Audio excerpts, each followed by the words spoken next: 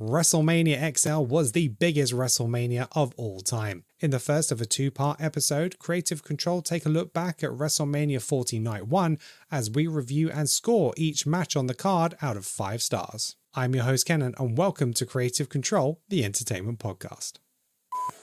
Acknowledge me!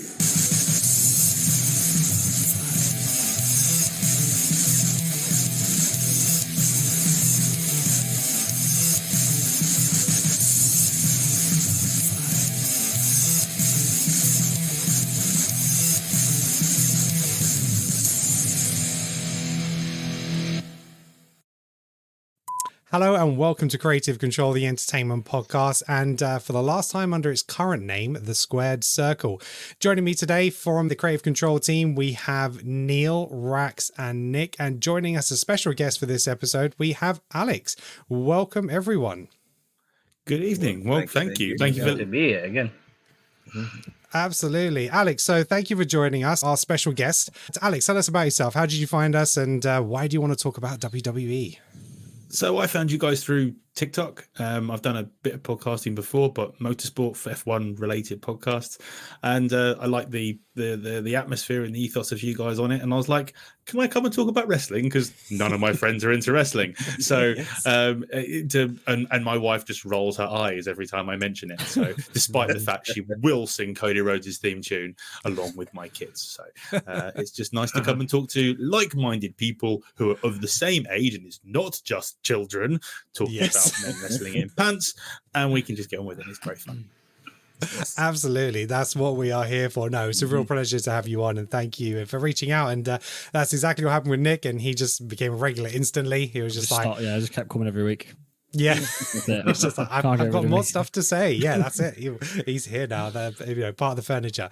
So what we're talking about today's show, we are going to be covering WrestleMania XL. We're going to be reviewing the show night 1 and night 2. We're going to go through every match, talk about the highs and lows and how we felt about it all, basically.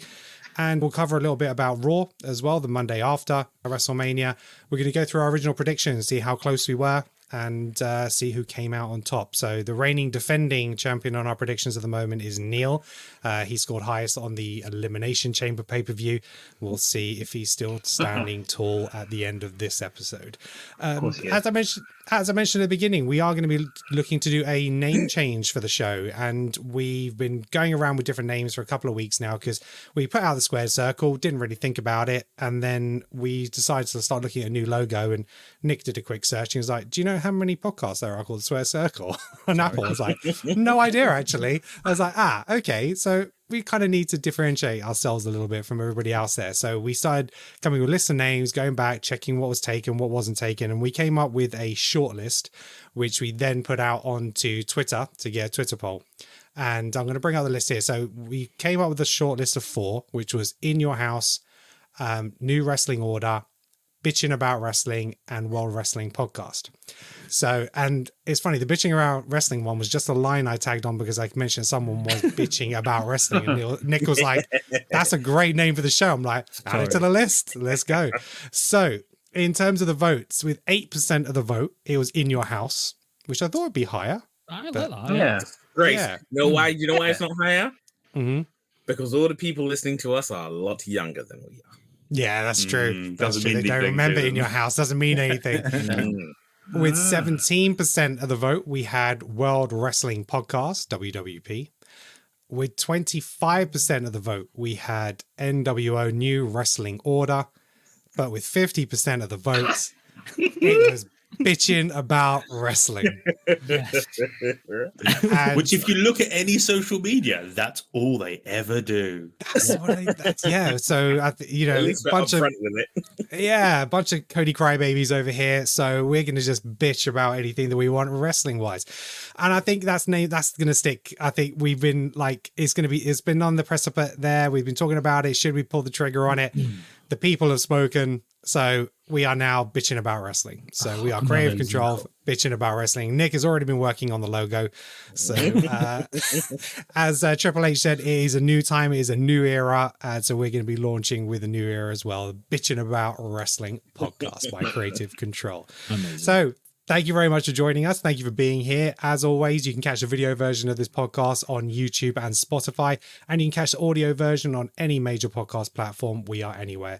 If you like the show or not, give us a like. It only takes 30 seconds out of your day, and share the content. Look, whether it's a positive thing, looking, these guys make a lot of sense, or these guys are just bitching about wrestling and haven't got a clue. So that's where it came from last week, wasn't it?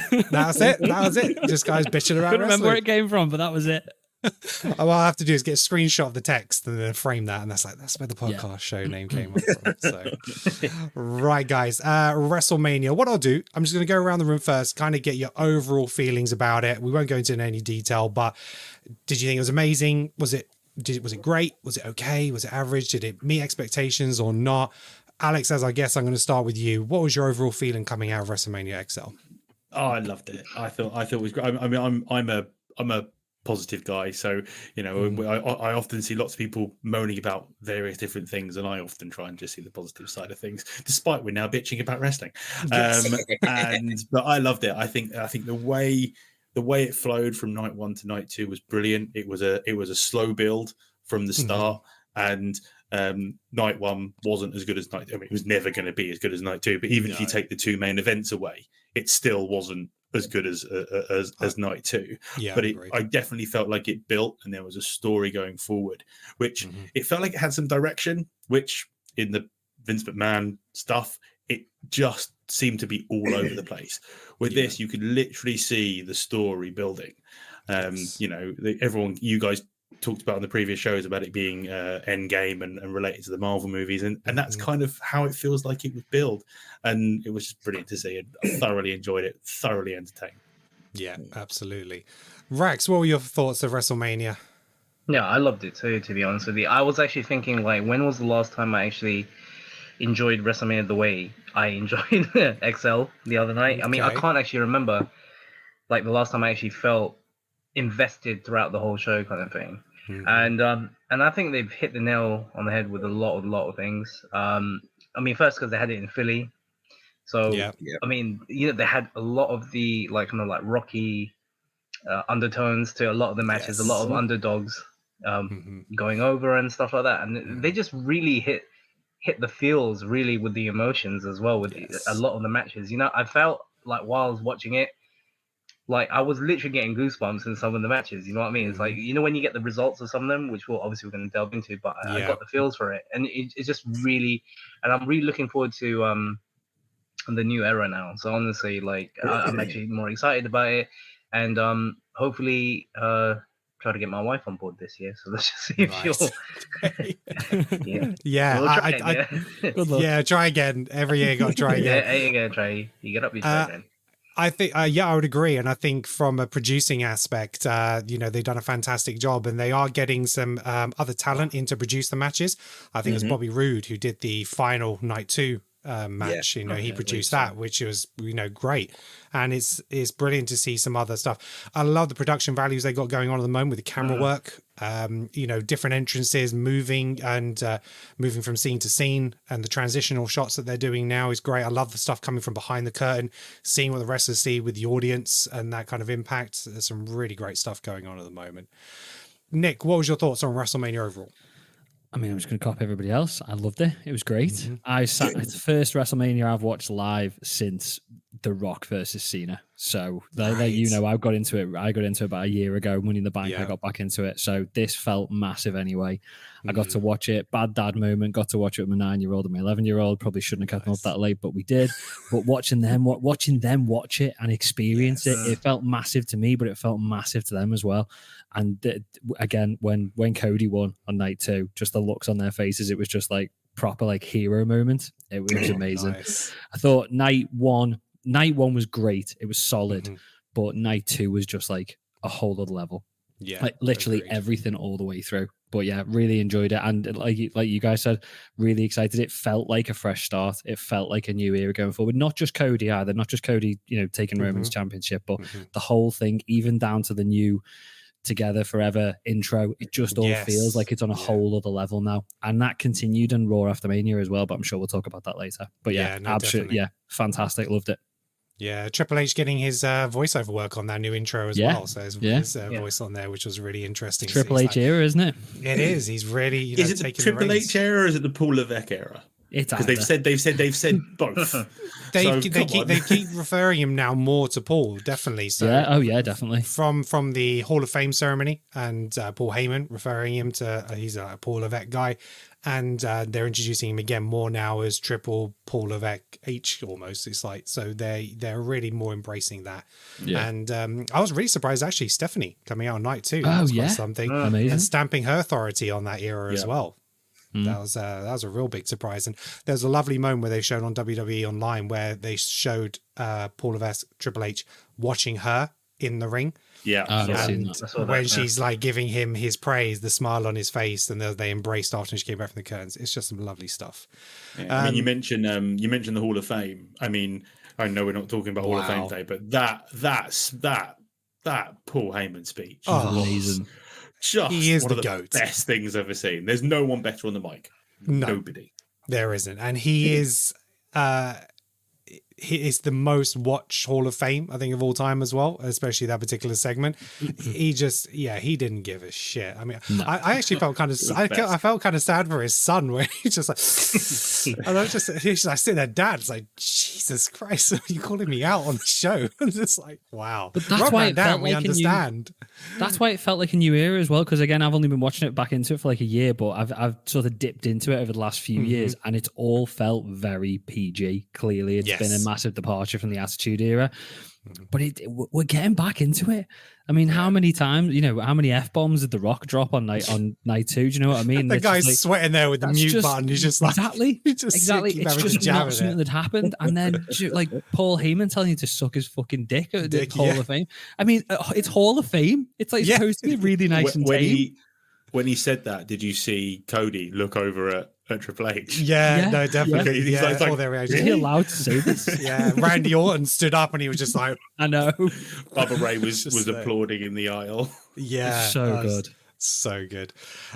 Neil, what are your thoughts on WrestleMania overall? Oh, man. I mean, I really didn't like it. Because I loved it. Right? Oh, I was about to kick you off the podcast. I know it's bitching about wrestling, but no, I absolutely loved it. The thing is, I know we keep saying that night 1 wasn't as good as night 2, but I think for me, I look at it like I look at it like Kill Bill 1 and 2. It was, you don't get the ending unless you see the beginning. Yes. And, I'm not saying night 1 was bad. I think still think no. I don't know. I still think night 1 was better than most other pay-per-views they've done over the last few years. But it was just a case of 2 was at such a different level.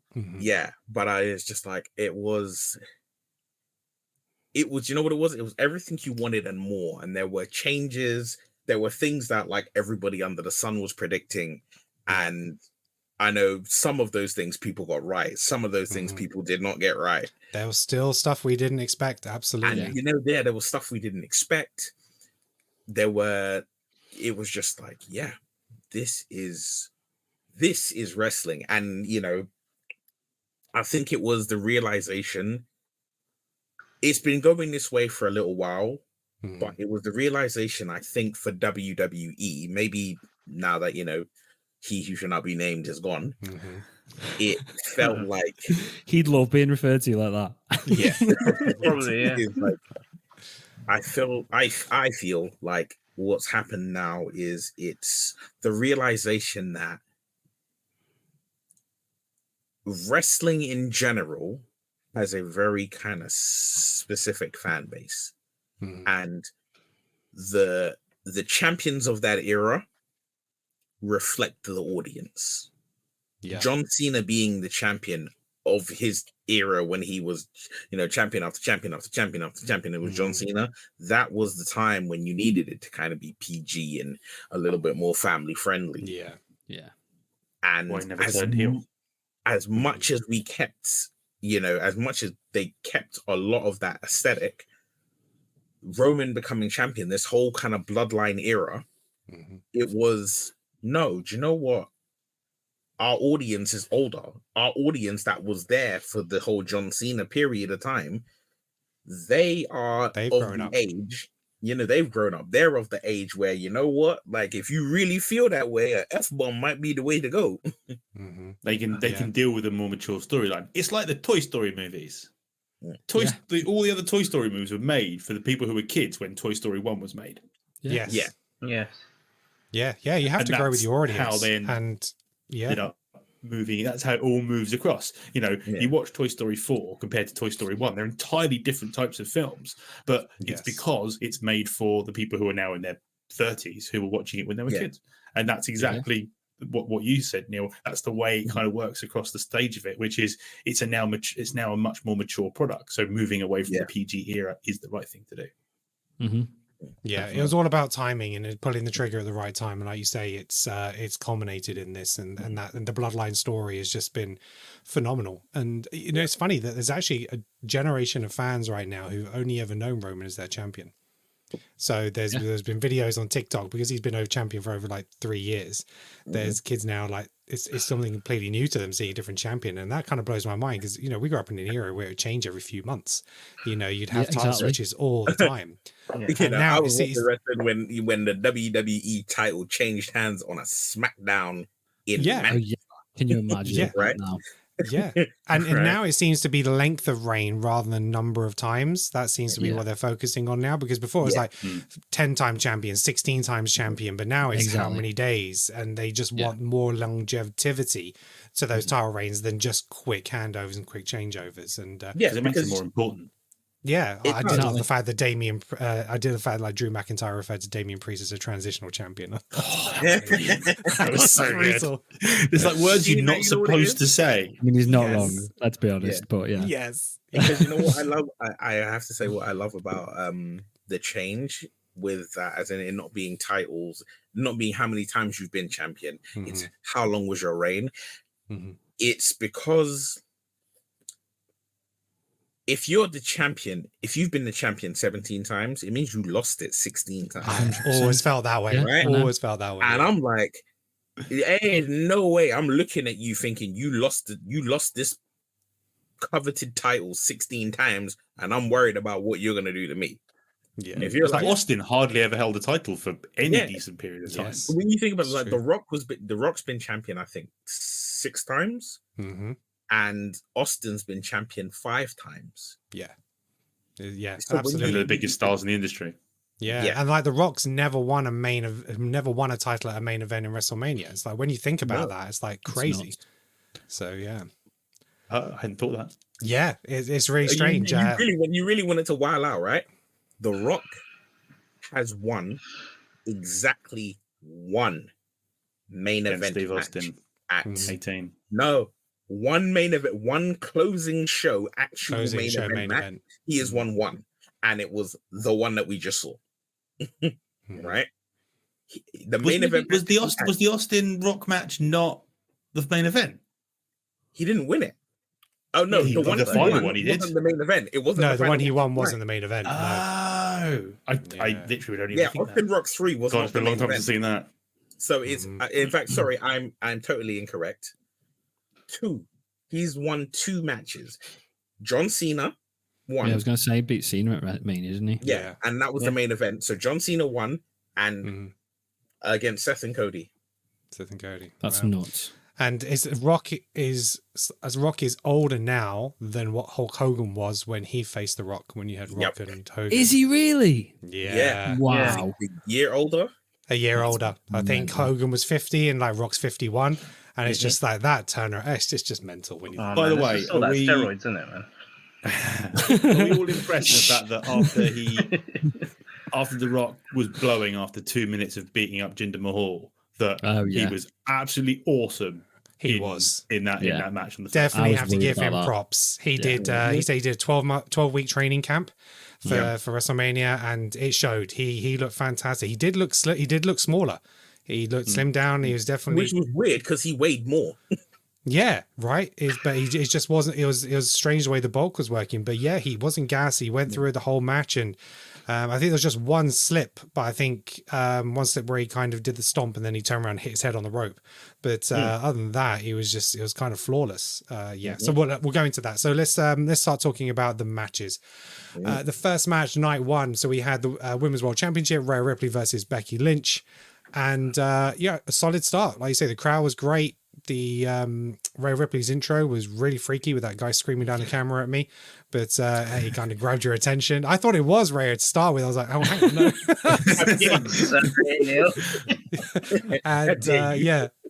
But yeah, I thought it was a great match. It had a good pace. As Alex mentioned, she was ill, and they mentioned on commentary that she'd had a fever, and I think you could tell that. I think we would have had a few more spots in the match if it maybe wasn't for that.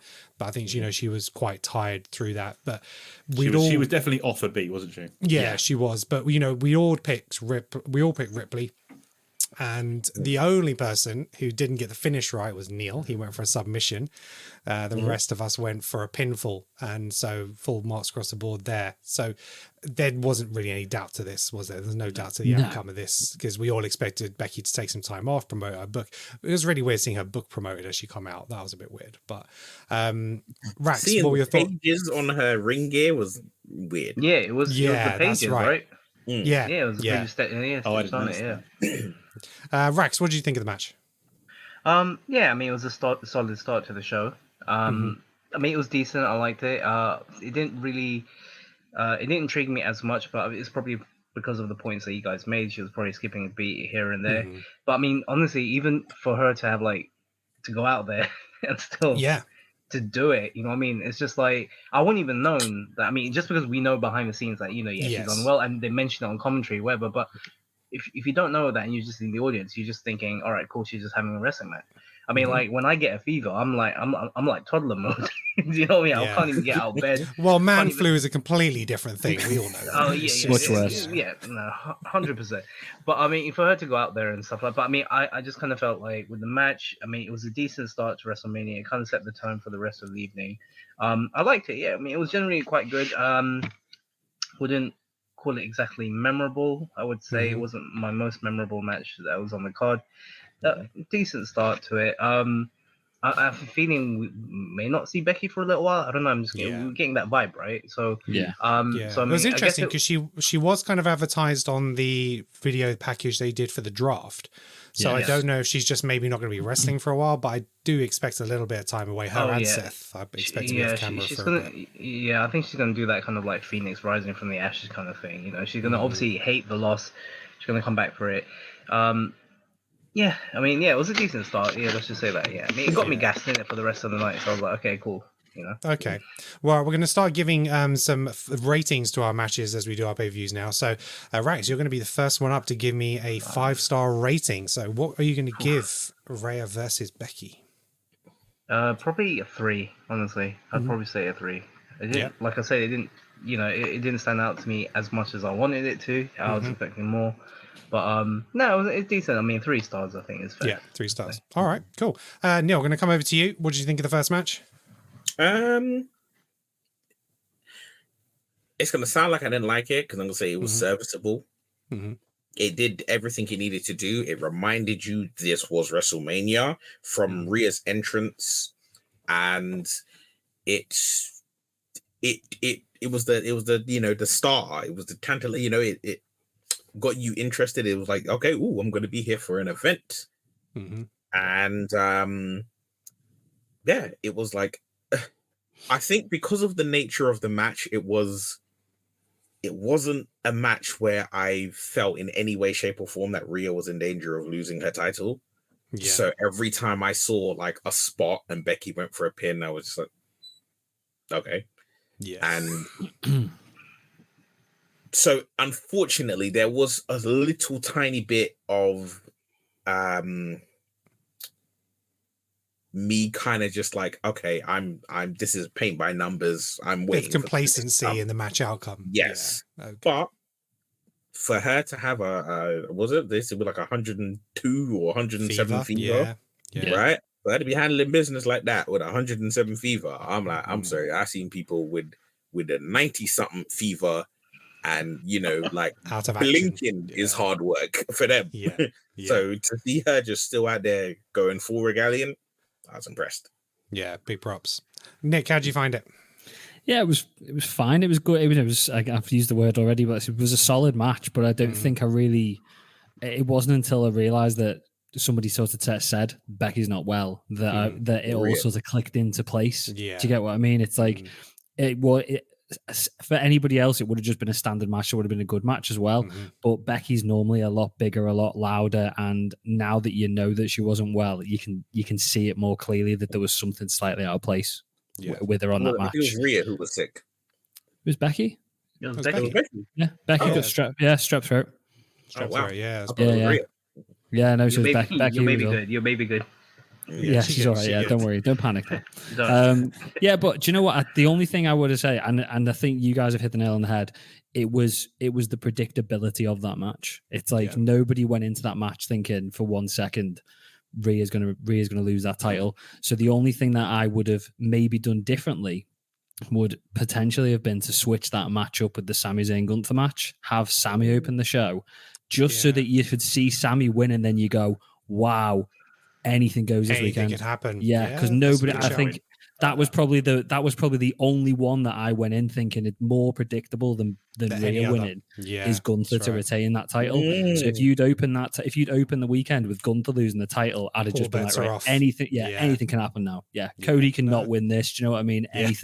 Anything's up for grabs. That's the only sort of critique I would have given it. All right. Actually, I need to come back to Neil in just a second. But Nick, do you want to give me your match score? What are you going to give it? Yeah, I give it a 3 as well. 3 as well. Okay. Yeah. Neil, what was your score? Considering that now that again, knowing that Becky was ill, I'm going to give her an extra half. So I said 3.5. Okay. So generous. Like moving, like pulling off a wrestling match. How long was that match? 15 minutes? Yeah, probably about that. Probably that, 17. So imagine that in that cold ass Philadelphia air. Yeah, it was really cold. It was like outside stadium. Cold, yeah. Cold ass Philadelphia air, and you got 107 fever, strep throat, and you are putting in that performance. I can't give you no regular score. Can't even call in sick. You know what I mean? Yeah. I mean, you're just gonna have to do it. Well, when Cody can turn up with a busted... how you feeling? Oh, I'm fucked. We're like, well, shit. Yeah, exactly. Alex was going to say, Cody with his torn pec, anything, you got to show up. So, there's no excuse now to not turning unless you literally can't physically drag yourself to the ring. Yeah, Cody's unfortunately set a standard for everybody now when it comes to the wellness. It's like, well, if he can do that, yeah, exactly. Alex, what did you think of the match? Listen, I thought it was exactly what it was going to be, which was Rhea extending her dominance of what is a really good title reign. She has not shown any weakness at all across her whole reign, which is also really good and what you want from a top champion. At the moment, she's got the Roman Reigns effect on that belt, which is great to see because of titles that do get thrown around a lot. The women's titles were always the ones that just got bounced around and had no importance. Now, whoever comes along, be it Liv Morgan after Monday night, whoever takes that title is going to have earned it, and it's going to be an important title victory. She's not just going to lose it through some happenstance. You could definitely tell that Becky was off a step just because there wasn't many of the high spots that they'd normally be. So it was a much less spotty match. But it was the kind of match you want to start the show because both of them have got mega entrances. Both of them were going to get mega pops from the crowd and just get them elevated because they're two of the biggest stars in the game. So like everybody else, I'll give it a 3. I'll give it an extra 0.2 for Becky, but for Becky, right? Just for Becky. And I funnily enough, yesterday I downloaded her book, so I'm listening to her book at the moment, which is really good. And she reads it, which is also even good. Oh, interesting. She reads it and does accents of other people that she meets across the way. So it's quite funny. Oh, that sounds intriguing, actually. Yeah. I listen to a lot of audiobooks, but I will only listen to autobiographies, and it's only if the author actually reads their own themselves, right? Okay. But yeah, so no, it was a solid start. It could have been a 4. It was never going to be more than that because we know. However, I really liked Neil's idea, it should have actually finished in a submission, especially because she was sick. It would have been like, oh, she keeps kicking out. Right, I'm just going to have to ground her into the ground and lap a submission on her. Yeah, I would have liked Neil's finish where she kind of just, where she passes out rather than gives up. So, I would have dug that finish, I'm going to give it a 3.5. So it's the extra 0.2 is for Becky and fighting through it. The extra 0.3 is for Mammy, just because she's Mammy. Okay, let's move on to the second match. We got the 6-pack ladder match. So the predictions obviously going into this, where they're going to split the tag titles. It was pretty evident as soon as we saw them hanging from the ring, either sides. And Neil called it out, but I think it was about 6 months ago. But Alex? Can I mention something before we go into the 6-pack challenge? The Pretty Deadly skit. Amazing. Oh, yes. It was so. I remember it being hilarious. It was so early in the morning. I can't remember what happened. But when I just remember laughing all the way through it. The DIY bit when they were like, their father and son? No. Each other's fathers? Yes. I love the fact that they embraced the whole DX thing as well with the design of the titles and everything, which was fantastic. But spot on. That Pretty Deadly thing was very funny. And actually, that gets 5 stars from me. Yeah, the wife was still up with me watching at that time, and she was looking and goes, "It's really weird hearing them in those accents talking." She was really confused. She's like, thinking it's like all American wrestlers. I was like, no, they have British wrestlers. They have different accents here. And but she found that quite amusing, and she doesn't know nothing about wrestling. So fair play to them. And I think they were quite unfortunate not to be on the card. There was talk about whether they should have been on there maybe rather than A-Town Down Under, which I would have been fine with. I would have been fine with them not being on the show. But hey, we are where we are. But everybody predicted Awesome Truth and A-Town Down Under, except for Rax. He thought New Catch Republic were going to take it for the SmackDown titles, and I wouldn't have had a problem with that. And I think because of the recent rivalry with the Judgment Day, I could have seen that happening. But I think they were definitely going to go for that face and heel, split. So you had one of each. And then in terms of predictions, we were also talking about some other spots. So I thought R-Truth was going to end up holding one of each. Obviously that didn't happen. But we then also said which titles are going to be taken first. So Nick and I both went for Raw, then SmackDown. But Neil predicted correctly. SmackDown went first and then Raw. So he got an extra point there. And Ryan thought there was going to be a Balor and Priest argument, which was going to maybe set some rumblings up for the Judgment Day, but that hasn't happened. They're as strong as ever. So, but I thought it was a great match. There's some really great spots. There seemed to be some really ropey ladders in this. They didn't seem as solid as normal. There was the one point where Priest was going up and you had the female referee grabbing his legs saying, no, don't go on that ladder. It's not going to survive. And every time someone kept climbing up, I was like, oh, that's going to come down. And, there's, I think they're wooden ladders now, mainly for the safety painted of them. silver, and obviously they're spray painted. So when you split, you see them orange. It's like, could have maybe done something more with the paintwork, but hey, it is what it is. At the end of the day, it's for their safety and their protection. But there was some fantastic spots in that match. It's again some really good storytelling throughout. I love the DX bit from DIY. That was great, and the right result, I think, across the board. So, Alex, I'll come to you first. What did you think of the match? And give me your star rating. I thought it was so much fun. Obviously noticed the DX bit, but also New Day came out as Rocky and Apollo Creed. Yes. Which was also very cool to see, which I loved. Why did the Judgment Day come out in weird masks? That was really weird. Yeah. I was like, what's Finn that has about? come out in masks before. Yeah. Yes. I don't know why Priest was in the mask, but Finn has come out in masks before. So I'm like, I saw his mask and I was like, okay. And then I saw Damien and I was like, okay. Yeah. Did you hear something you get from the pound shop or something? Yeah. You know what I mean? It's like, Nick, what did you say? Sorry. Did you hear Corey when Finn came down? He said he looks like he's about to evaporate all the water in Gotham. I know. I didn't catch that. I didn't hear that. That's brilliant. But no, to be fair, for me, the two spots was the air raid crash from the ladder. Oh yes. Which was I was like, no, don't do it. Don't. Yeah. Wrestling's fake, everybody. No, it's freaking not. And that DDT from the apron through the table.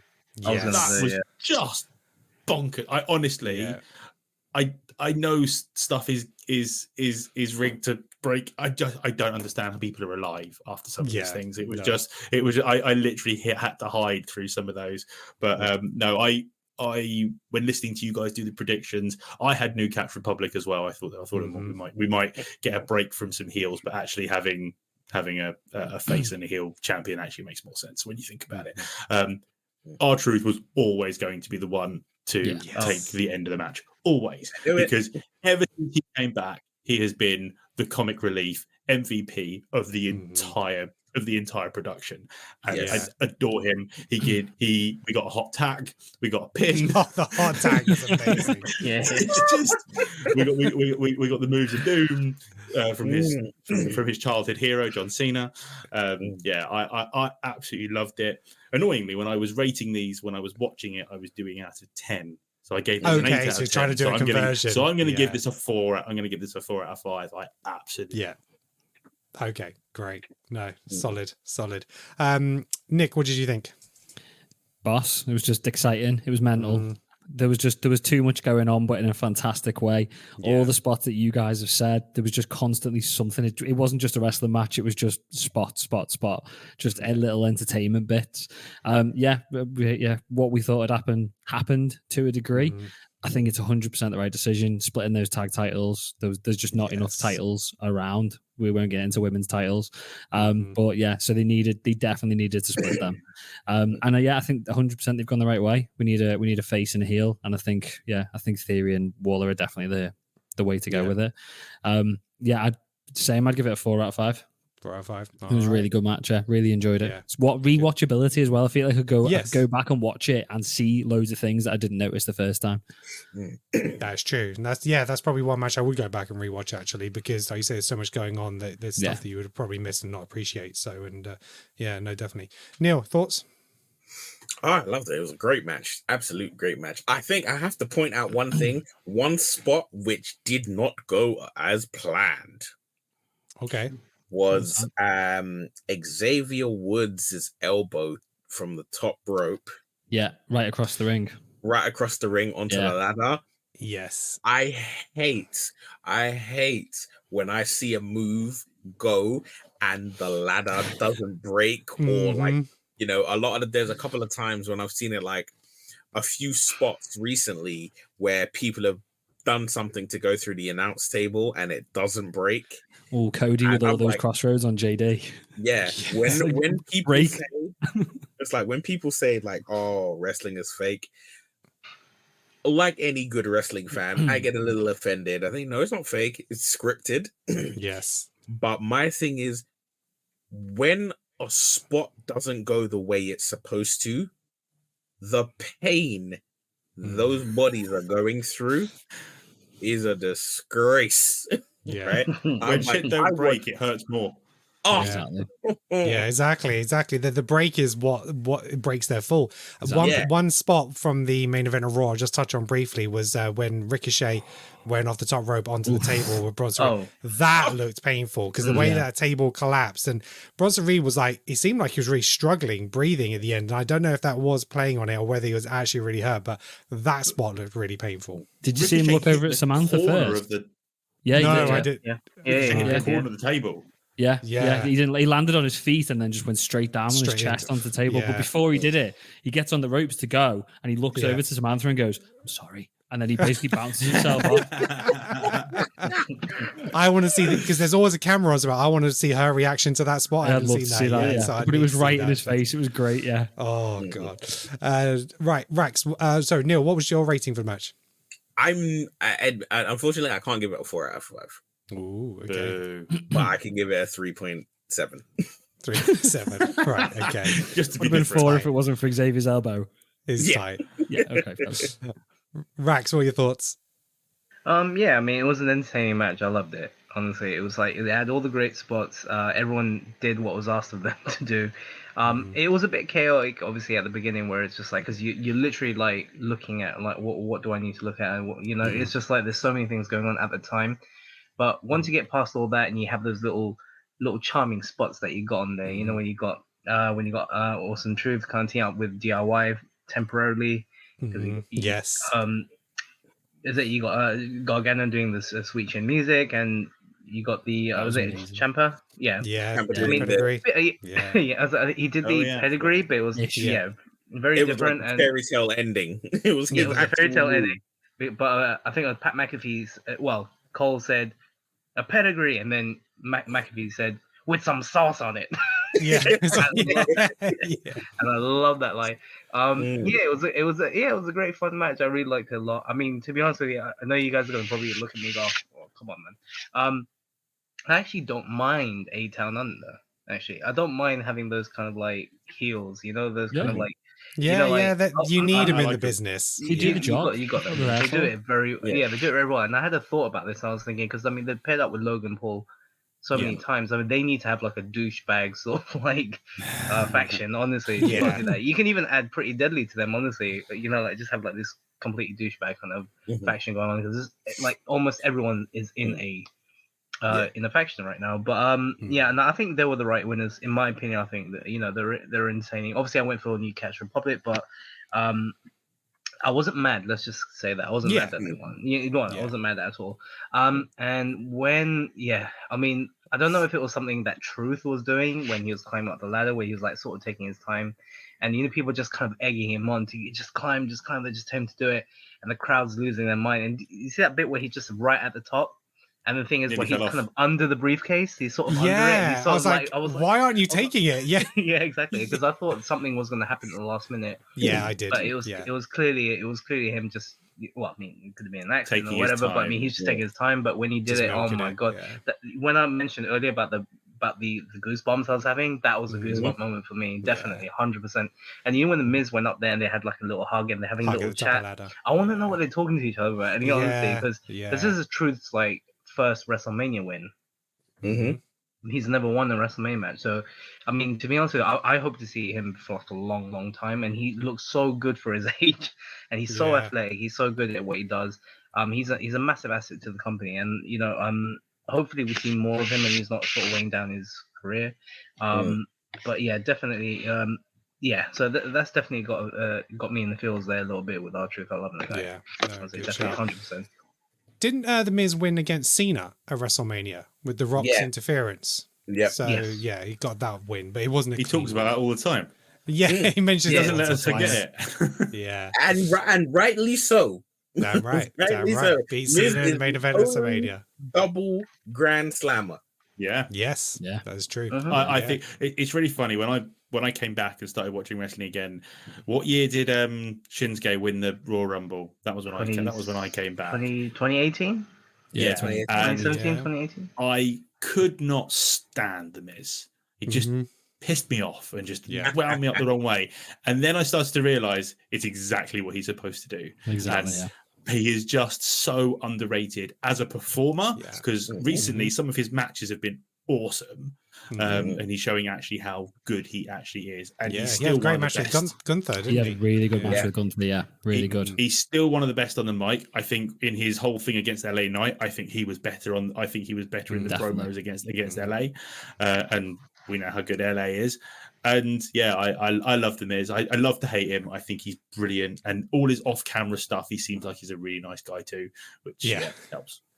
Yeah, no, definitely. No, yeah, he's definitely someone I've learned to appreciate more as I've gotten older. And you look back on the stuff like he did the skit with Daniel Bryan Danielson on SmackDown Talk and stuff like that.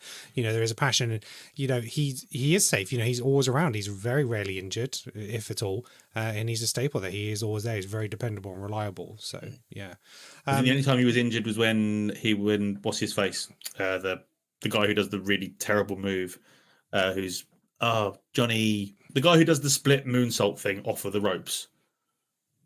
Starship Pain. Oh, John Morrison. John Morrison. When he was with John Morrison, he was injured. He had a knee issue, and he was still coming out in a wheelchair until his injury went away. Yes. Oh, yeah. Yeah. No, I got there when he got ate by zombies. Yeah. Oh my god, the zombies! Oh my god, the zombies! That was so weird. You know what? I want to actually give a little shout out to A Town Down Under, if I can, for one very simple thing. Technically, this might be a terrible shout out. It might age horribly, but I am going on a limb and believing that this was staged. What, the gym There thing? is a yeah. Absolutely, without a shadow of a doubt. I They've done it believe that before. was staged. Because What thing? did you What was guys it? know what happened? What, you mean the Dave Meltzer thing? No, the Joey Swole No. thing. There is Joey Swole. So Yeah. Joey Swole, he's like an influencer on TikTok, and so he's people a gym send bro. video captions Gym- of and the he's people always in the like talking gym. about gym etiquette. Gym etiquette, yeah. And Waller and Theory were in the gym and they started going off on somebody who walked past the camera while they were filming.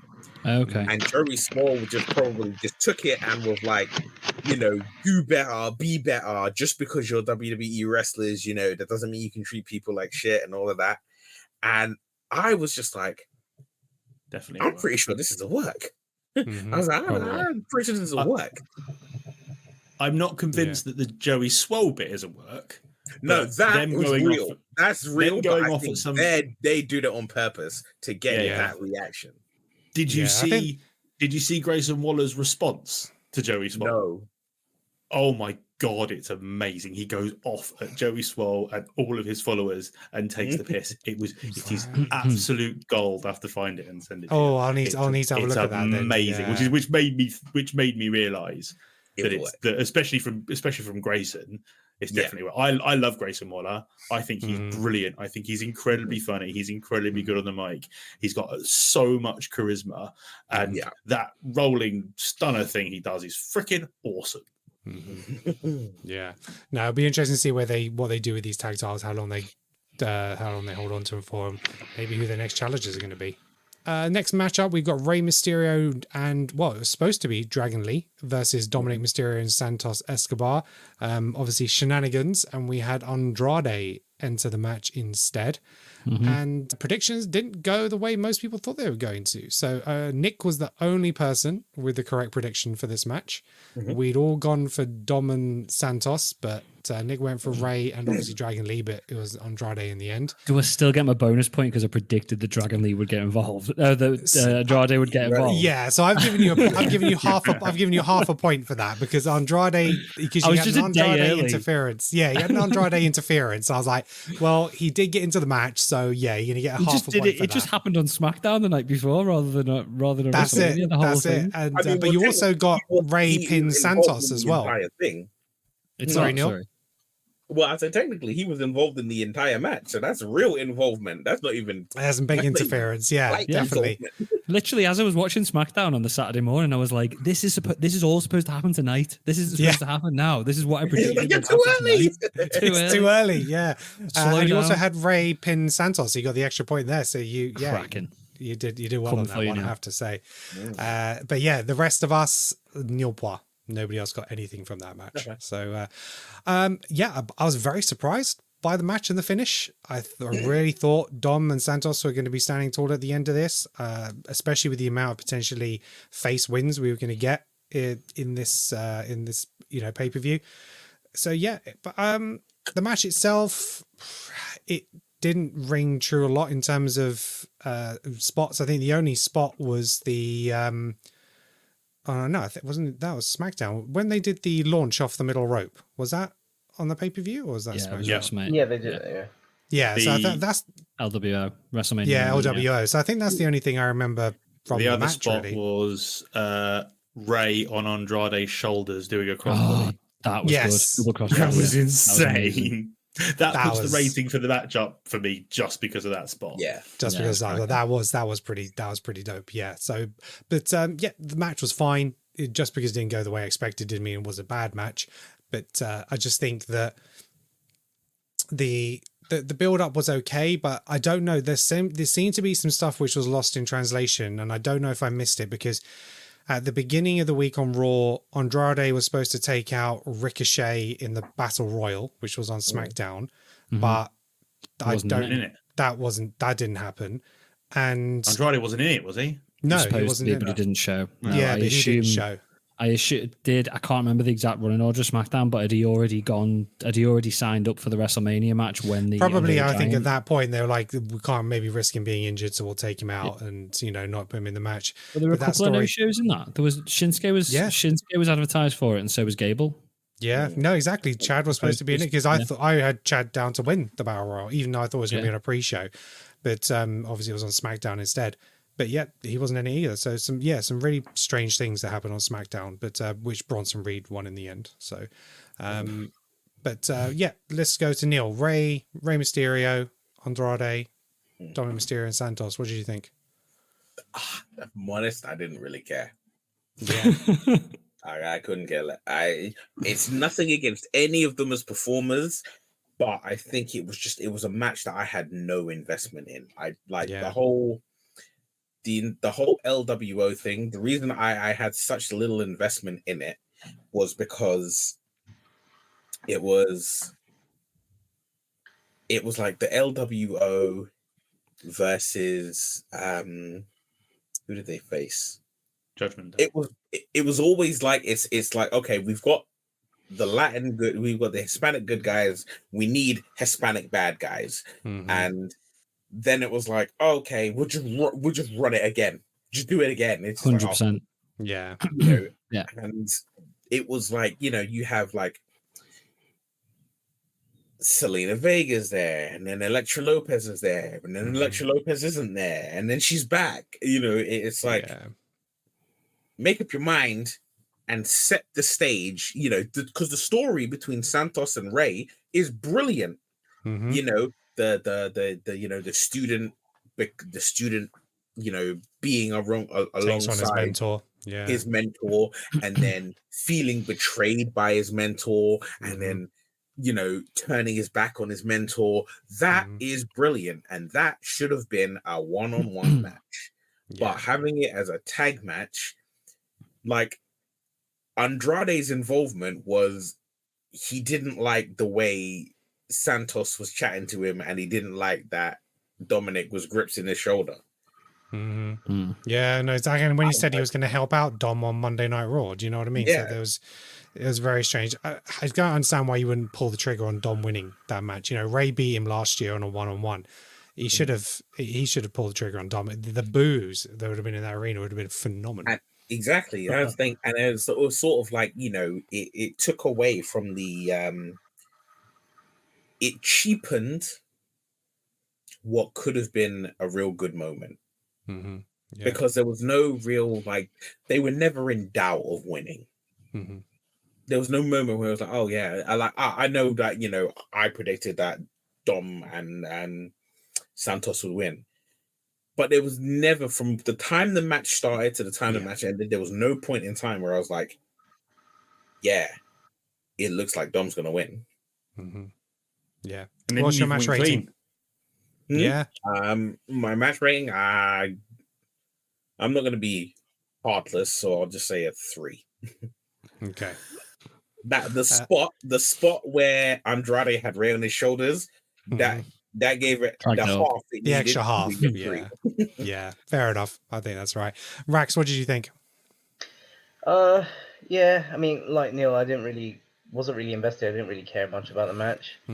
I kind of felt with the whole Dom thing, it's like Dom, yeah, he's hated, but people love to hate him. They love to boo him, and he had to be on the card, and they had nothing for him. Yeah. And I remember there was that little tease that I think all of us got excited at one point because he kind of squared up to Gunther, and we thought, oh my god, it's going to be Gunther and Dominic at WrestleMania. How great would it? Like, the Philly crowd would go nuts and ape shit over him getting just slapped left, right. So, like, you know what I mean? I thought that was the way that it could have gone, but obviously they didn't. I think that they just had to give him something to do, and they were like, oh well, Rey's in this weird sort of rivalry with Santos, just add him to the mix. It was just kind of like a throwaway kind of thing.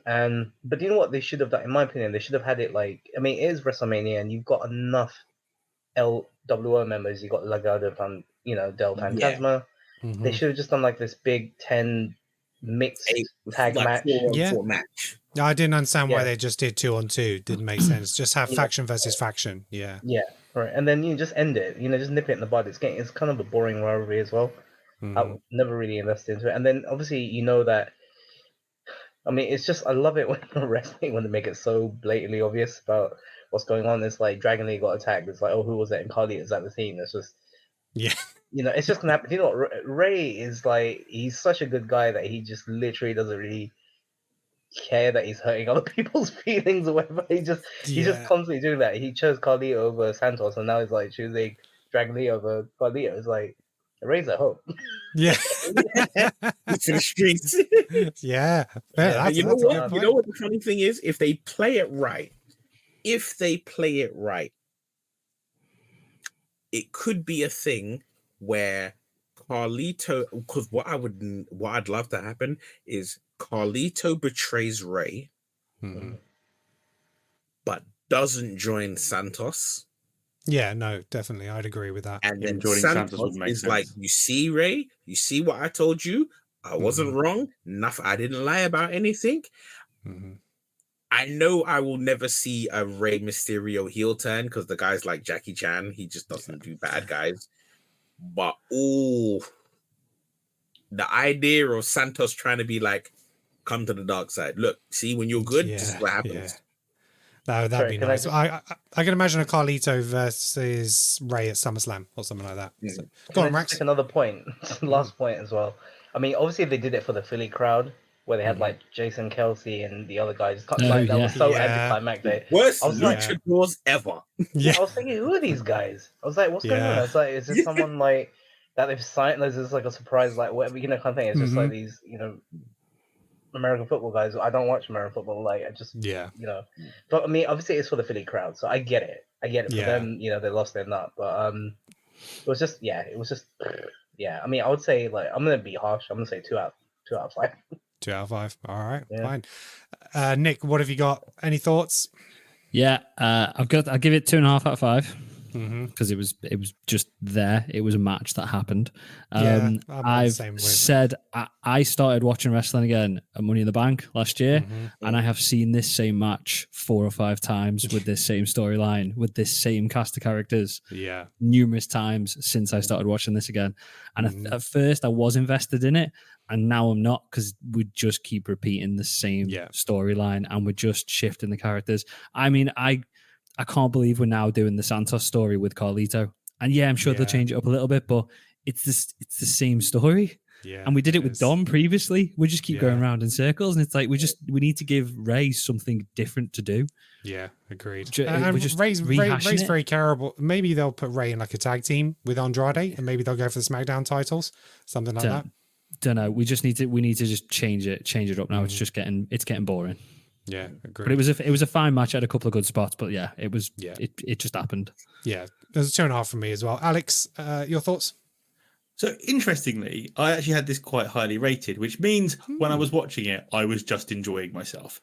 But you guys have now pointed out all the potholes in the story. Destroyed it. Oh crap! We're bitching about wrestling. We're bitching about wrestling. Yeah, where's all the positive? Funny enough, I did predict Rey Mysterio to win, so thank you. I'll take my point on that one. I enjoyed the match because it was mental. I like crazy spots and I like mental stuff. And there was obviously the big jump, which I love. I've now seen it 4 or 5 times. I think it's brilliant. I think Andrade and Ray just wrestle really well together as a team. If that's something we go so as an actual wrestling match. Yeah, bereft of story, it was very good. Yeah, but you guys have actually completely outlined all the plot holes. So I had it as a 7 out of 10 by my system, but okay, I will go back down to it. So I'll give it a 3.7, but only 3. Because the 0.7 is purely because the match was actually a good match. If you take everything. No, some of the wrestling was actually, to be fair, because you're not going to have a bad match with those guys in the ring. No, they are four the best. Very capable, absolutely, very. It's purely the fact that I feel like I've seen this exact match numerous times already. That's my negative. But if it was the first time I'd seen it, great, fantastic. It's just old hat. You're right. Yeah, you are right. Okay. All right. Next match, we've got Jey Uso versus Jimmy Uso, brother versus brother. This was a big Max's letdown for me. face. Yeah, this was a big letdown for me. I mean, I knew it was going to be a super kick match, but Yeah. I didn't feel the story in this match. I didn't feel the passion. There was no narrative throughout the match. It was a big letdown for me. And, I expected Jay to win, and he did. And that's fine. I expected a solo interference. I expected something to happen during the match, after the match, but it just didn't. And it's just something that happened. So yeah, I was highly disappointed. I gave this one 1 out of 5. Just, it wasn't for me. So Rax, what are your thoughts? Yeah, massive letdown. It was a massive letdown. I was like, I was actually really like, when I heard that they were going to do Jay versus Jimmy, I thought, oh man, yeah, this is like, it was one of the matches on the card that I was really wanting to watch. Yeah. I was really up for it. I was well up for it. And then it just turned into this, it was just a mess. I just didn't get into it. It's just boring. It was just, Yeah. there was no, like, nothing. I don't even remember much from the match. I mean, I know that they build up all these, like, brother versus brother matches and all that, with the exception of Bret Hart and Owen Hart. Like, all the other matches have been just toilet, really. And it just reminded me of when Goldust and Stardust, well, Cody, when it was Stardust, when they had this huge match together at Fastlane. Well, it wasn't a huge one, but I mean, it was supposed to be. I mean, it was supposed to be a big deal. It was just, it just kind of had the same vibe. It just didn't really. It was like the build-up was there, but it was just no payoff. And I don't know if. I don't see it being ended. I think it's still going to carry on. So I mean, if there's a payoff at the end of it, great. But I mean, I would have assumed that at WrestleMania that would have been the payoff of it. You know what I mean? It's just, yeah. I mean, Jay and Jimmy, I think they both play, great. For each of their characters, what they do, and even the promo package before it. Yeah, I liked it. I liked it. I loved it. Yeah, it was very good. But it was a huge letdown. I mean, it was just, I was kind of like surprised by how mundane and boring it was. It was really, it was a letdown. I got more out of the Royal Rumble spot number 1 and 2 than I did out of this match. Yeah. There we go. 100%. Yeah. Alex, what were your thoughts on this match? Yeah, I was disappointed. I was disappointed to the point where I actually went back and rewatched it to just check that I hadn't missed something. Right. Okay. Because I'm like, because I watched it, I just remember it kind of just passing me by, kind of thing. Yeah. And it started promising because it's had a hot start where Jay jumped straight out of the ring at him, and I thought, oh right, they're going to go, and it should have been like the AJ LA Knight match where they just beat the shit out of each other for the whole match. Yes. And they didn't, and it was slow. And you don't have these two guys who are high flying, fast moving guys, and they had a slow paced match. They're not Roman. Roman can pull off a slow-paced match, but these two just decided to try and make it this long epic. But that's not what we wanted from them. We just wanted to watch them batter each other, especially because it's their dream as well. It did interviews with them in the past where it's like, we want to have our own fight at Mania. Yes. And I was properly excited for this match, and it just had no payoff. I was going for Jay for the win anyway because I don't think it needs to go on. I didn't think it needed to have Jimmy win and then in a screwy way, and then for it to go on for longer. It needed to be one and done, big payoff, big match. Jay comes across as the hero, and it just kind of fizzled out. Their involvement in the main event on night 2 was more exciting.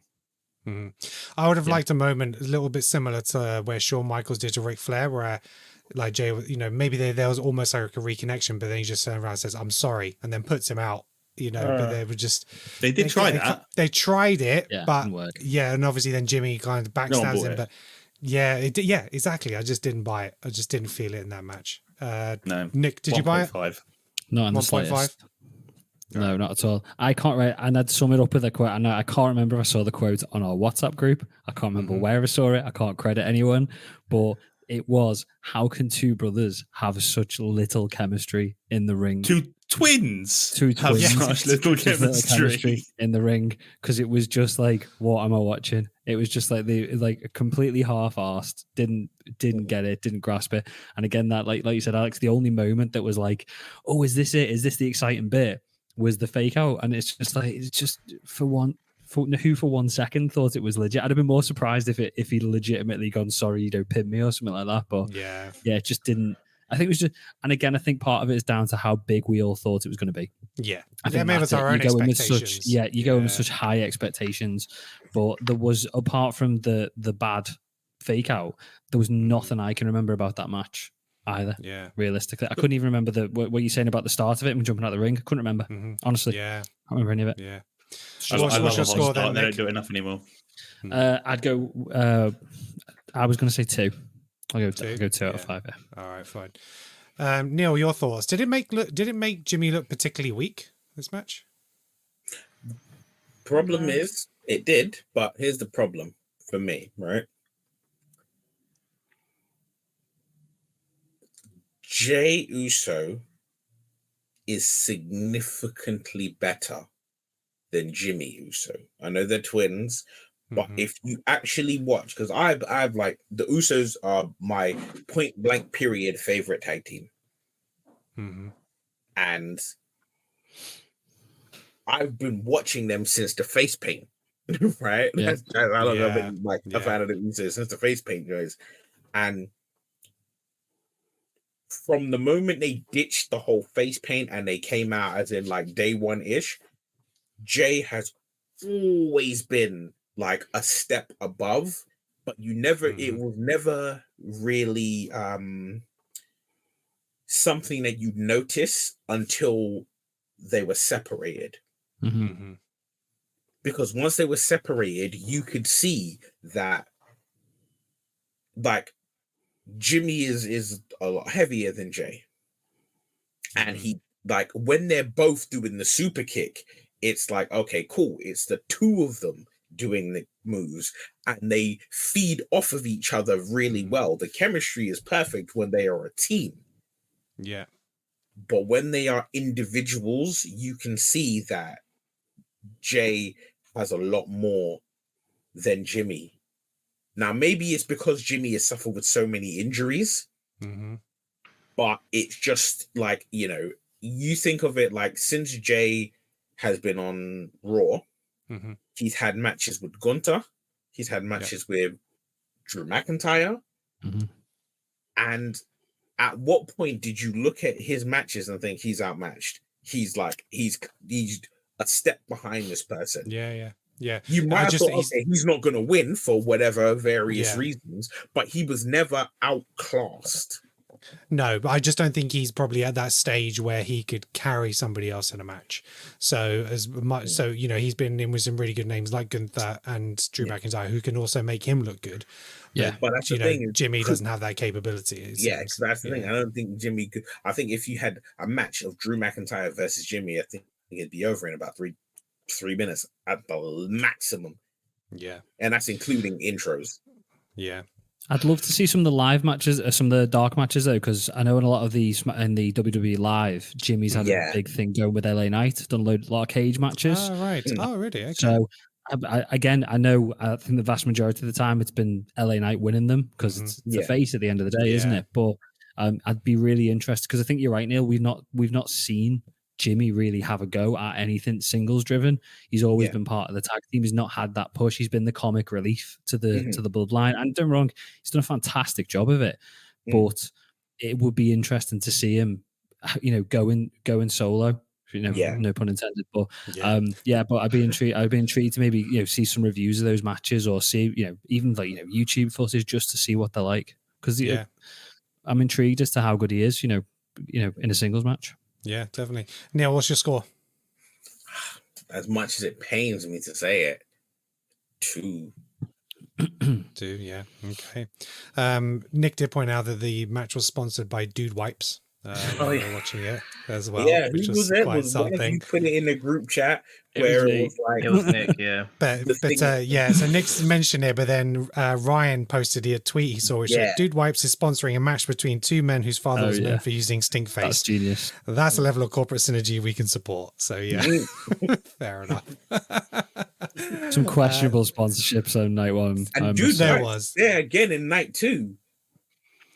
Yeah, Dude Wipes were on the. It wasn't like a match sponsor, but they were on loads of the turnbuckles. On the turnbuckles, yeah. Okay. Yeah. So I think in terms of that match, Neil failed to score in that one. He had Jimmy down. The rest of us, I had Jimmy Nick, down, I you had think. Jimmy Yeah. as well. Yeah. So Ryan, Rax, and myself, we picked up points. But I wanted a sort of bonus point for a Jimmy and Solo beatdown because I thought it might happen, but it didn't. So then we've got. I would like to point out that I did say that if the match happened on night one, I thought Jay would lose, but if the match happened on night 2, then Jay would win. So even though Yeah. I And was that's wrong, what I had as well. We went So that's Infinity still War, wrong. didn't we? Still wrong though, yeah. but yeah. Try and get out of it now, Neil. You're not having that extra Yeah, point. it was night 1 and Jay won. So yeah. Look, right. Don't you worry, I'm not worried about that, right? I'm taking you down with me, Neil. All right. So then we had Jay Cargill, Bianca Belair, and Naomi versus Damage Control. The tag championships obviously not on the line. And this was quite straightforward from everyone in terms of predictions. We all had Belair, Cargill, Naomi to win. We all had it via pinfall. The breaking ones on this one. So the Rex predicted Cargill was going to pin Dakota Kai, so he got an extra bonus point there. But the rest of us didn't get a bonus point. So we had the right result, right, same outcome, pinfall, but Rex got the right prediction. So I'll come to you, Rex, with the bonus point. How did you find the match? Again, not one of my favorites there. It was okay. It was just again, it was just there. To me, it just I kind of felt like the build up wasn't really wow either kind of thing. I was kind of hoping for like maybe like a women's tag title match kind of thing with probably Belair and Jade. I guess it probably would have worked out better and have them over, but I mean it was generally okay. I mean obviously the match kind of felt like it was a showcase for Jade. Jade Cargill. So I mean, for me, it was generally okay. It wasn't. I didn't really, to be honest with you, I think, and I didn't mean for this to happen as well, but I think it was one of those things where I just kept dipping in and out of the match. Like I wasn't really invested in it in that much. I didn't really care much about it, so I sort of dipped in and out. I don't really remember any highlights of it besides. Jada picking up the win, basically. So I mean, that was literally the only thing I could take away from it. I mean, it was cool to see, like, having these three, strong women together. So I mean, whether there can be a faction or not, I don't think. I'm sensing like a Bianca Belair heel turn at some point, and have them probably have a blow off match at probably at SummerSlam or whatnot. I have no idea, but I generally thought it was an okay match. It was just like I said, I wasn't really invested in it. I kind of dipped in and out. I was there pretty much to see the win, Jade winning. And she did. So I mean, it was just which was going to happen anyway. So yeah, I thought she was going to have a big spot in the match. I didn't expect her to get the pin. I know, sort of like Neil did. He predicted that they were really going to push her, but I thought Bianca was still top. And like Nick and I think were on the same page, saying that she was in all the promotional material, and that we thought she would have a bigger involvement in WrestleMania than she did. So yeah, it was quite surprising actually that her WrestleMania just kind of bypassed from where she was previously. But maybe there's going to be setting up between her and Bayley, for a match moving forward. So we'll see. What was your score, Rex? Harsh, 2. 2. All right, cool. Alex, your thoughts on the match? Yeah, I agree with Rax. It was kind of just there. It was a showcase for Jade Cargill. And she's back to I think it's been talked about quite a lot that she's quite limited in what she can do. I mean, I didn't know, I'd never heard of her before she came over from AEW. No, I hadn't. But so I don't know about her background. I don't know where she's come from, but I've just seen stuff from the miserable pillocks on the internet who just go, she can only do one move, which is fine, I guess. Probably correct. Probably correct. But then she's got the class of Naomi and Bianca to back her up. And I mean, for me, I'm a big Bianca fan. As far as I'm concerned, she's the best female professional wrestler out there, probably one of the best, period, out there. Okay. I'm a big fan of hers. But yeah, this was just to big up Cargill, and because they haven't got anybody lined up to do anything with those tag titles, but they had to have the tag champions at the event. So for me, I think the match was good fun. So taking away story and all that kind of stuff, I think the match was good fun. So for me, it's 2.5. So slap bang in the middle. Cool. All right. Neil, thoughts? All right. It's a 2.5 for me, as there wasn't anything to really talk about.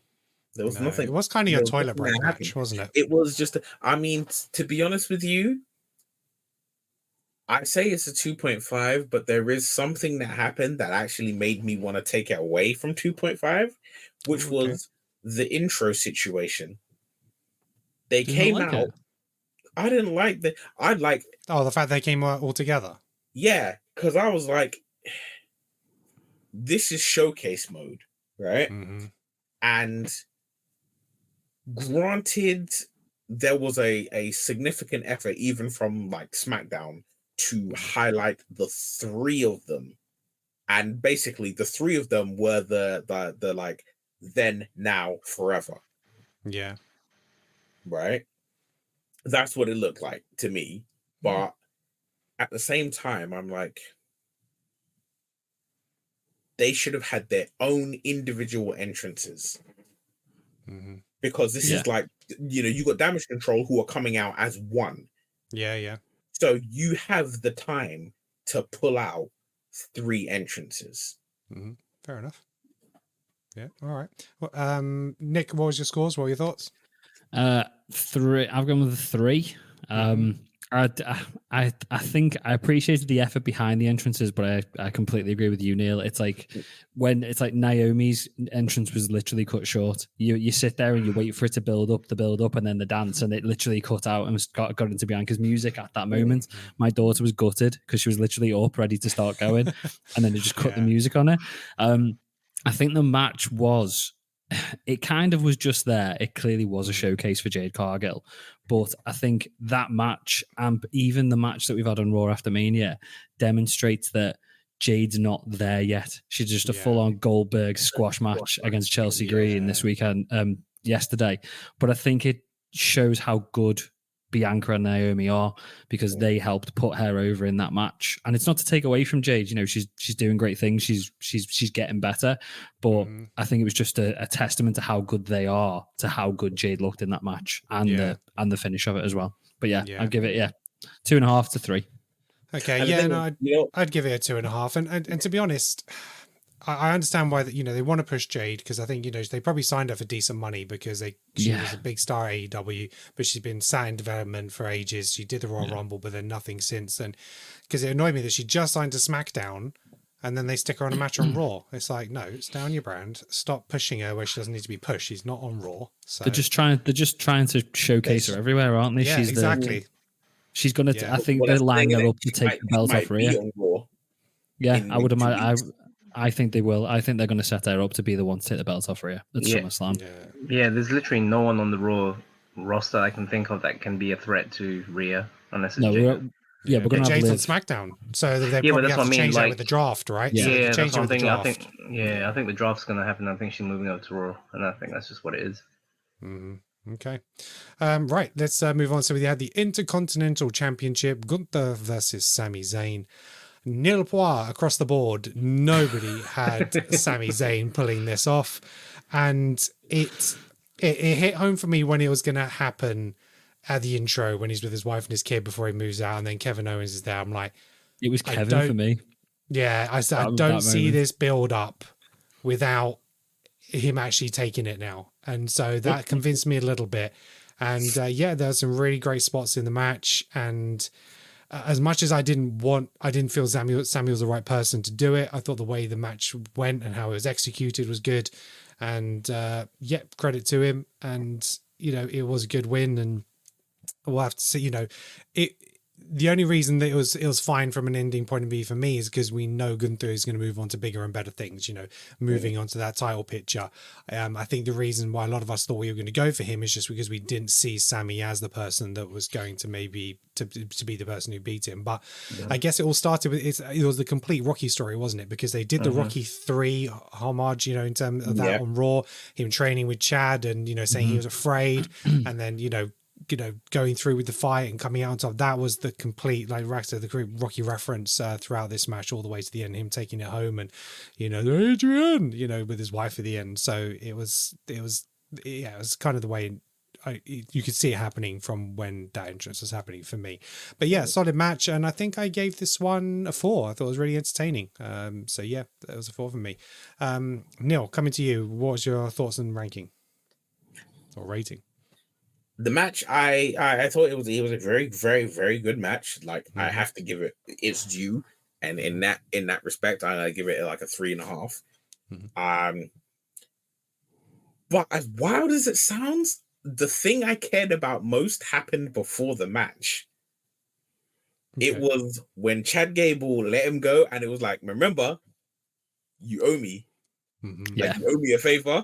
And all I thought it was gonna happen on Raw, where it's gonna be like at a segment on Raw, you just see Chad and Sammy. I mean, I just thought it would be like a match, Chad and Sammy in the ring, and it was like, this is a wild favor, and it's like, look, I told you, right? You owe me one, and I'm expecting that. You wrestle great, but I'm a great wrestler, and then they just lock up. And then that would be like the end of that episode of Raw. Yeah. Oh, I need to see it. I need to see Chad Gable go ding, ding. I need to see it. Okay. Rax, what were your thoughts and your score? Oh man, I absolutely love this match. Honestly, it's like I literally was like on tenterhooks throughout the whole match. I was like, I mean, just like everyone, I didn't even think that it was going to be possible at all. But then they kept teasing that little thing. It's like, will he do it? Will he not? And then it's that, like I mentioned about the whole Rocky theme of it all. Yeah. I mean, his wife obviously being in the back. He's so basically his wife is Adrian, right? You got Kevin Owens who's like Paulie. You've got Chad Gable as Mickey, like, oh, you bum. You know what I mean? It was just all there, and it's just like Sammy is like one of the last people you would probably expect to dethrone Gunther. And I don't even think I can think of a match where Gunther's been in where it's been a bad match. Like, I think do you know what I mean? So anything he is an instant draw for me. So it's like, and I mean, Sammy's great too, don't get me wrong, but I mean, it's just, obviously Sammy may have had a few matches here and there where it may not have been, great, but I mean, Gunther, he's always top. And it's just, but the thing is, obviously everyone was disappointed in the sense because they wanted Gable to be in that position instead of Sammy. And when I was rethinking about it, and I was rethinking about how like Gable, the whole element of Gable would have fit in right there as well. It's literally the same thing you could have done with Gable. Do you know what? Yeah, because I mean, he's got his wife. He's got he's had matches with Gunther in the past. I think it would have made more sense because he's had matches in the past where he's beaten by count out. I think it was. He's always that close kind of thing. I thought he would have been but the thing is like obviously. I'm sensing a Chad Gable heel turn at some point. That's what I'm hoping to see. See it. Yeah, I thought it was going to happen during or after the match. Yeah, that's what I predicted, but it didn't. So. And one more Rocky reference. I mean, if you saw on Monday Night Raw when you saw Sammy with his T-shirt, loved it. So instead of Adrian, I did it. He's got his wife's name, Khadija. I did it. So it's definitely. I loved it. I loved everything about it. I was on tenterhooks throughout the whole thing. Cool. What score are you giving it? 4. I got to give it 4. I can't give it a whole 5. I can't give a match a whole 5. I can't do that. I'm not like all right. 4. Nick, thoughts and score? 4 out of 5. It sounds like I'm not excited by it. I was. It's just it was what I thought it was going to be. You knew it was going to be a great match. Gunther doesn't do bad matches, and Sammy's great as well. It was a massive surprise, obviously, for Sammy to win. It shouldn't have been Sammy. It should have been Gable. I just don't know what we're going to do with Gunther now. That's my negative. And I get we're going to put him against Cody, but they're not going to take that title off Cody just yet. Don't think he'll have it long, but they're not going to take it off him just yet. So I'm just, what are they going to do? I assume we're going to have some sort of feuds up there at the top end of the roster, but not quite at Cody yet. But that's my only negative. Okay, I think Gunther, he maybe he'll have a little bit of time off and then do a bit of a comeback. The baby, hasn't he? The fact that he's been champion for like over 666 days, so I think that he definitely deserves some time off. So even if it's just a month or so before he comes back, I can see that happening. Did you just say Gunther's title reign was 666? Yeah, it was 666. Yeah, it was 666. Yeah, and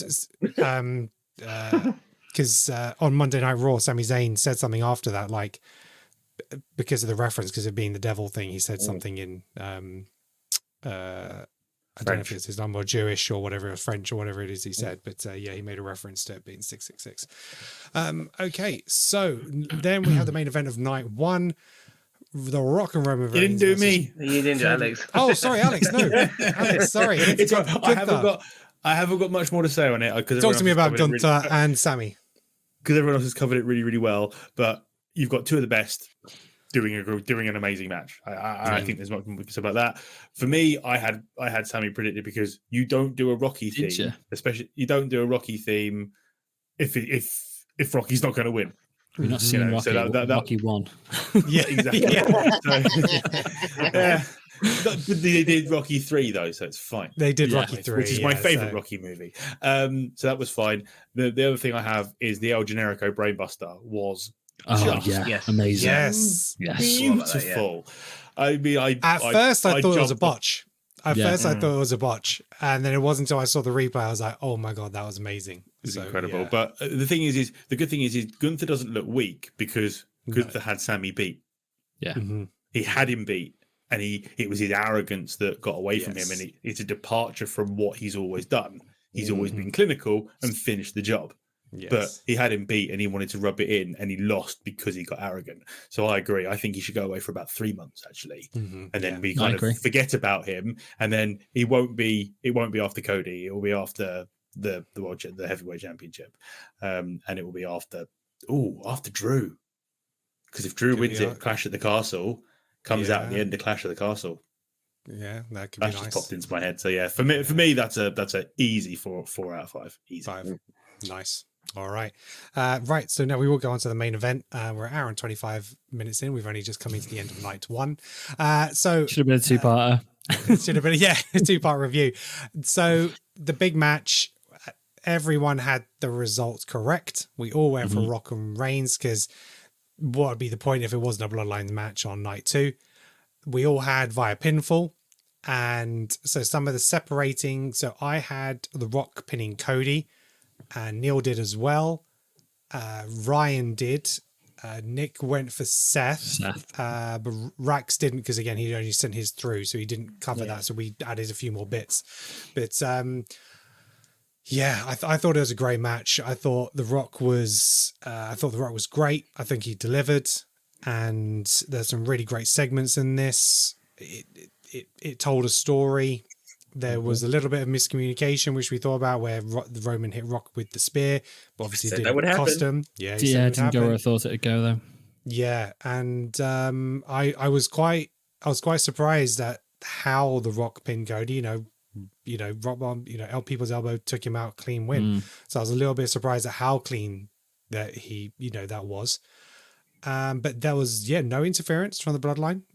We didn't get anything from that. No Sodas, no Jimmy. And I respected it for that. In a sense, it was literally just a 2-on-2. But The Rock did, show his dominance. He told the referee, "Don't you count or you're fired." And I absolutely loved that. And that was spot on. And they lashed out a beating. And The Rock said he was going to did what he was going to do. And that was the right decision. So for me, I really enjoyed this match. It kind of lived up to my expectations of what it was going to be. And that, there was no disappointments for me. So I actually gave this a 4 on a 4.5. Yeah, it delivered for me. So, Alex, I'll come to you first this time, so I don't miss you out. What were your thoughts? Already forgetting about me. I've only just started. I've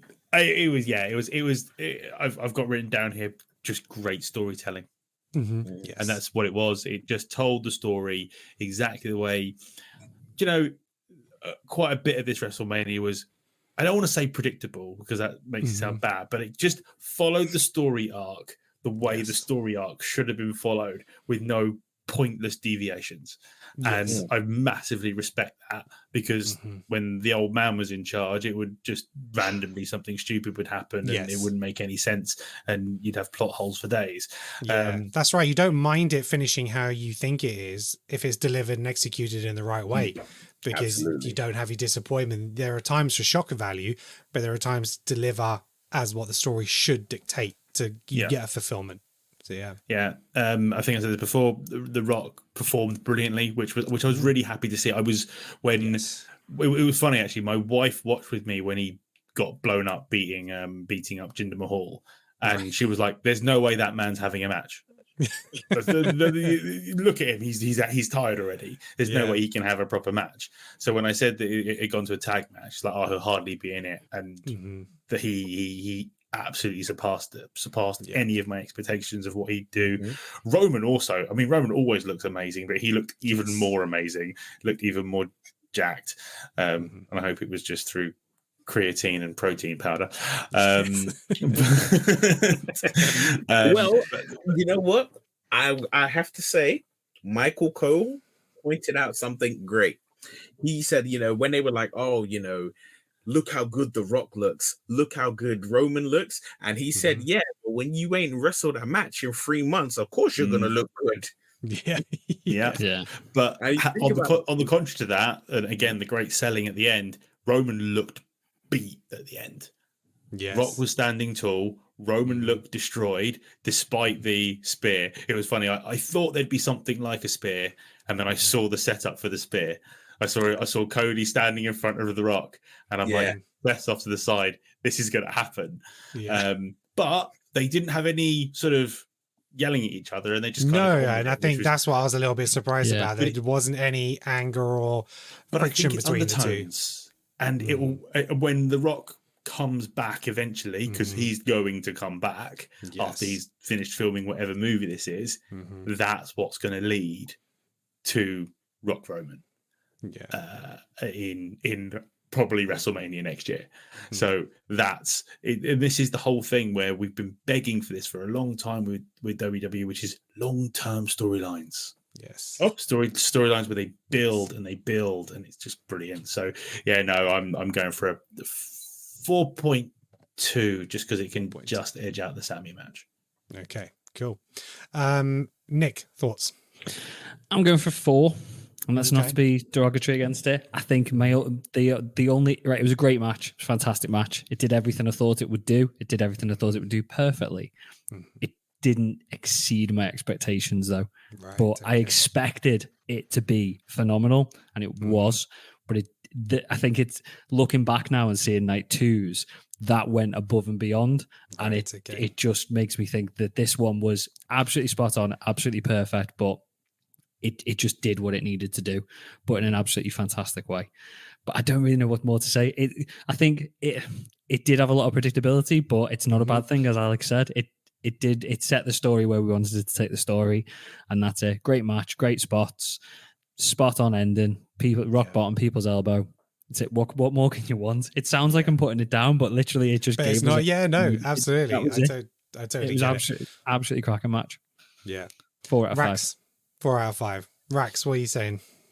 4 out of 5 for me. I thought it was great. Honestly, I loved it. I will say as well, like this whole storyline with the bloodline and the match that they had, everybody deserves their flowers, man. Honestly, literally, honestly, and that's including Paul Heyman as well. Like literally everyone there that night.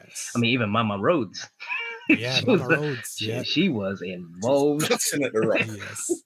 Oh yeah, like but the thing is, it's like, I mean, it's like with the Rock. I mean, and Neil mentioned this in a few podcasts ago, where he's like, "This is the best version of a heel Rock that we've seen." Oh yes, absolutely, 100%. I completely agree with when Neil said that. Definitely.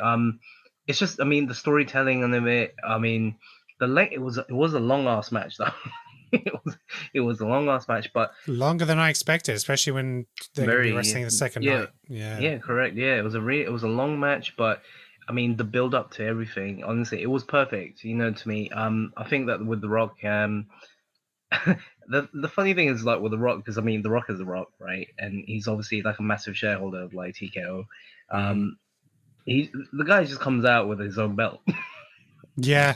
Do you know what I mean? I love that. The people's belt. He's just like, you know what I mean? He just comes out with a belt, whatever. And like, I mean, there's no real value to it. It's just the fact that he has one. It's just kind of like, oh, Roman's gone, so I want one too. Kind of thing. I'll make one myself. I'm the boss. I'll do what I want. I'll do what I want. I want as well.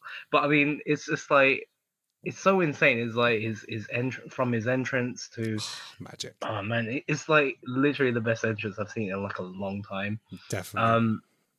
But yeah, I mean, in terms of the storytelling and everything like that, with Seth involved, Cody, I mean, it's just I kind of saw the match as an appetizer. Do you know what I mean? So Yeah. it's like it's definitely the appetizer to the main course, and then the sweet victory at the end. You know what I mean? It's just it set it up perfectly, I think.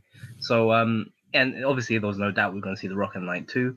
But yeah, it was a great match. I mean, I liked it. Obviously, it takes a little while for I mean, if you don't really watch wrestling, obviously it can be a bit of a bore, I would say, like if you're not really into it. But we're already invested into the story, so for us, we're kind of like chomping at the bits for this to see how this turns out. So I mean, so yeah, it was a great match. I mean, I don't tend to give a lot of things like 10 out of 10 or 5 out of 10, so I can't do that. I guess. Fair enough. I mean, All right. I'm like Dave Meltzer, Okay. Well, Cool. have we covered it? Neil, you haven't given your thoughts, have you? No, he has not. I am completely in sync with Nick. It's a 4 out of 5 match because it did everything perfectly, but there was no extra. There was nothing extra to it. I mean, it's when I said there was nothing extra to it. Even there were little things that had slight inconsistencies. Okay. So when The Rock pulled out the weightlifting belt, it was clean again.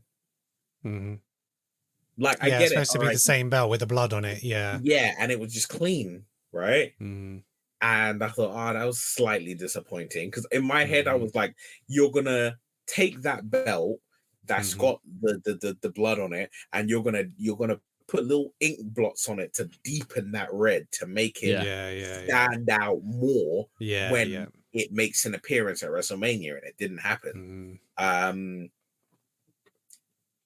Although one thing I have to say is, right now I think it's between Cody, Dominic Mysterio, and Ricochet for who takes the best bumps, because when Rock hit Cody with that belt, oh man, it was like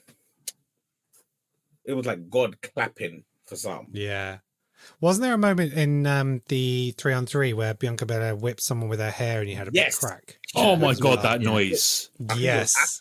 And exactly, it was. Like, yeah. You know what it sounds like when she whips her hair and hits an opponent?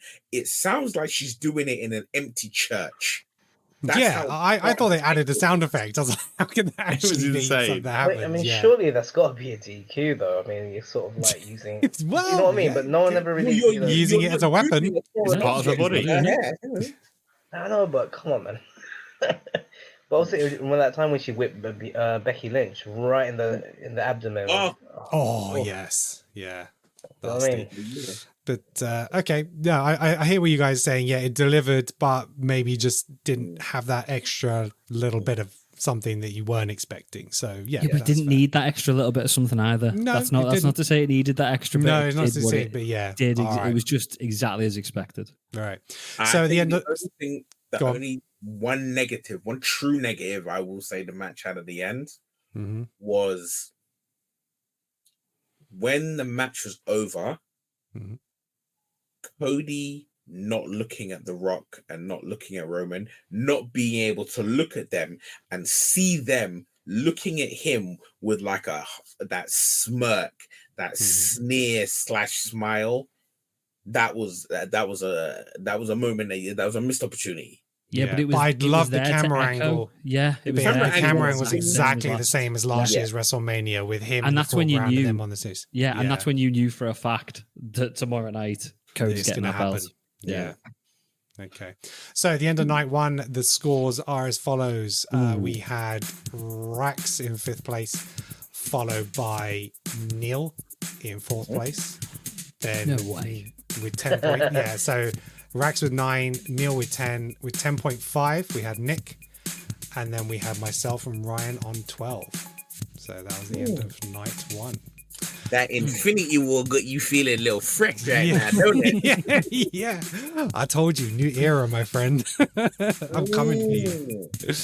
That is it for part 1 of our WrestleMania XL review covering night 1. Make sure you check back for part 2 of our WrestleMania XL review where we cover night 2 Endgame.